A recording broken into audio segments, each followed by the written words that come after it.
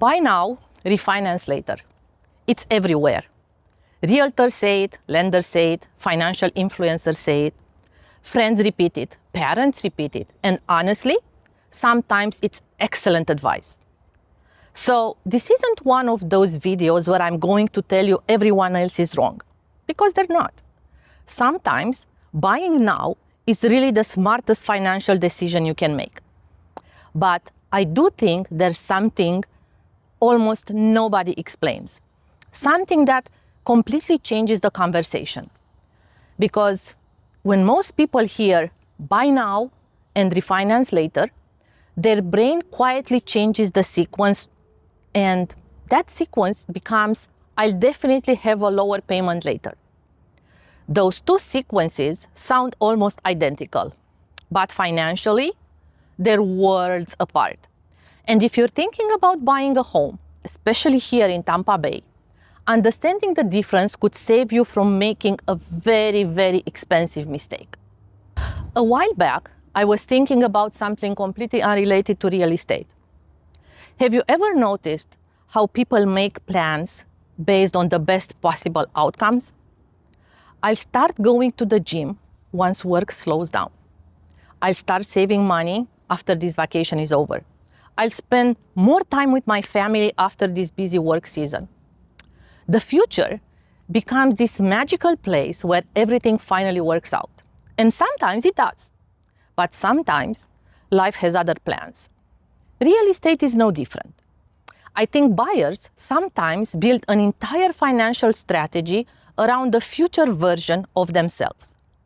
The version that gets a raise, the version whose credit score improves, the versions whose expenses never increase, the version where interest rates drop exactly when they hope they will.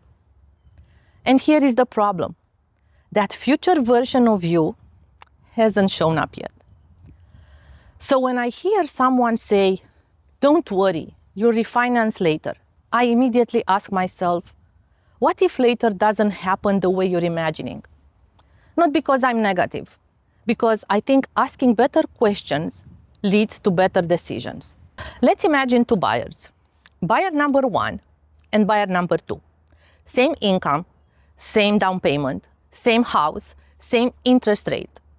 Both hear exactly the same advice. Buy now and refinance later. Buyer number one hears interest rates will probably come down eventually. Buyer number two hears something completely different. My payment will eventually become affordable. And that's a dangerous assumption because refinancing isn't a gift. It isn't automatic. It isn't guaranteed. It's another mortgage. You apply again. The lender reviews everything again. Your finances matter again. Your credit matters again. Your debt matters again. Your employment matters again. Everything starts all over.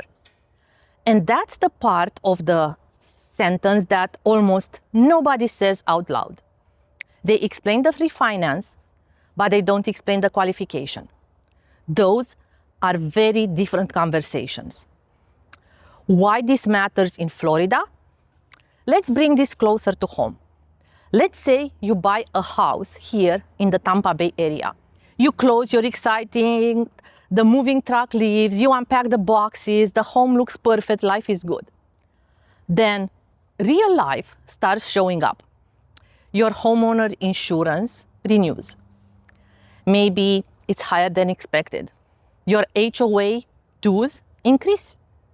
Property taxes adjust after the purchase. The water heater stops working. The air conditioner dies in August, the perfect month of the year, right? Now it's time to retire. None of these things are unusual. They're part of owning a home, especially in Florida. And here's what worries me. Sometimes buyers stretch just enough because they're convinced refinancing is right around the corner. Now, imagine rates don't move, or they move less than expected, or they move, but something in your financial picture changed. Suddenly, you're not just dealing with a mortgage payment.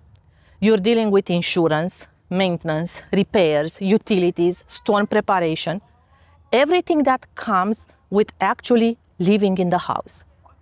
Because buying a house lasts one day. Owning a house lasts every day after that. And that's why I think buyers should spend less time asking, can I buy this house? And more time asking, can I comfortably own this house? Those are completely different questions. There is a question nobody asks. Whenever people ask me, is now a good time to buy? I almost never answer immediately because I don't think that's the first question they should ask. The first question is, what has to go right for this plan to work? Think about that. Not what do I hope happens? Not what did someone on YouTube predicted?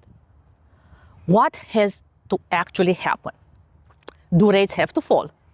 Do you need overtime at work to continue? Do you need your bonus every year? Do you need your spouse's income to stay exactly the same? Do you need to avoid unexpected expenses? If the answer is yes, your plan might be more fragile than you realize. I'm not saying don't buy. I'm saying understand what your decision depends on. Because fragile plans usually create stressful homeowners. Now, before someone jumps into the comments and says, so you're telling everyone to wait? No, not even close. In fact, there are buyers I would absolutely encourage to buy today.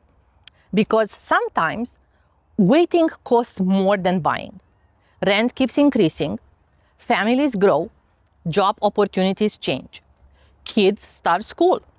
Life doesn't always wait for the perfect interest rates. And that's exactly why this conversation matters. Because this isn't really about mortgage rates. It's about making a decision you will still feel good about it, even if life doesn't follow the script you imagined. Next week, I want to talk about something I think gets even less attention. The buyers with high debt-to-income ratios. These buyers whose credit scores aren't perfect are the ones that I want to talk about. The buyer who thinks lower interest rates automatically solve their problems. Because they don't. And understanding why may completely change how you decide whether buying now or waiting is the smarter move. See you next week for more.